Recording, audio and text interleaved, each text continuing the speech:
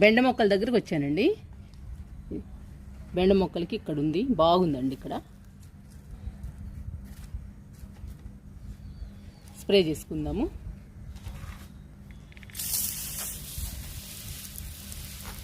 బెండ మొక్కలకి కొంచెం ఎక్కువ ఉందండి, మిగతా మొక్కలకి తక్కువే ఉంది.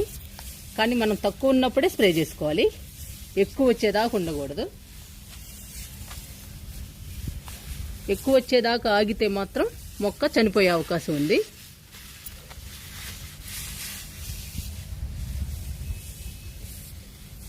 ఇలా తీసుకుంటూ స్ప్రే చేయాలి.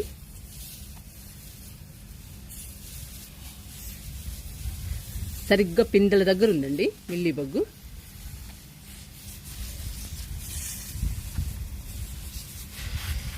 మనం వారానికి 10 రోజులకి లేదా 10-15 రోజులకి అలా స్ప్రే చేసుకుంటూ ఉండాలి. లేదంటే మిల్లీ బగ్స్ వస్తూనే ఉంటాయండి.